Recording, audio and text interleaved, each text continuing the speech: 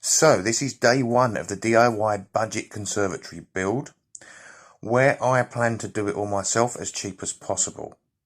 It's a rather large conservatory. I'm getting as much as possible cheap off of eBay, the windows. The budget for the entire job, £2,000 or $2,500. First things first, that downpipe for the gutter needs to be moved. While I'm moving it, I might as well replace the wooden fascias and soffits with UPVC and put new guttering up.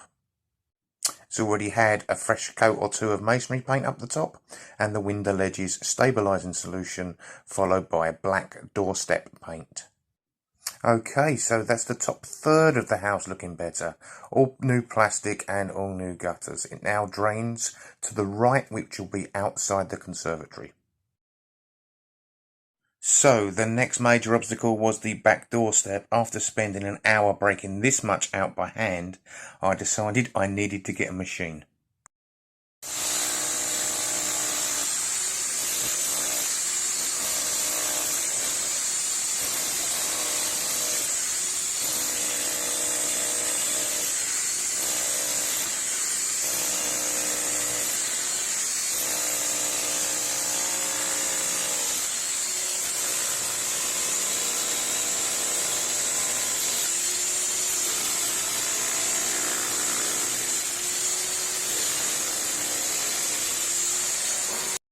I make the mess, the wife clears it up, just like in the house. Right, that's that obstacle out of the way. Now you can see this entire area of patio. Underneath this is about 8 tons of concrete. I know, because I laid it. More than enough substantial base for the sort of conservatory I'm going to build. And we decided while we're messing about, we'll bring this wall on the left here down, because it was as high as the other two now in the picture. And we'll use the bricks from it to fill in the top of this one. As you can see, I'm not that good a bricklayer. But I'm not worried, because I don't plan on looking at this. I'm going to grow something up it.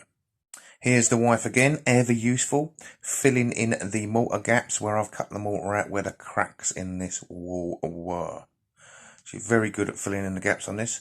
She helps me throughout this build and is absolutely fantastic. Okay, here's the far end row of bricks ready, with the second-hand windows behind it ready to go in when the frame's built. Here's the row of bricks that will be the front of the conservatory. And here you can see, get a good idea of the internal size.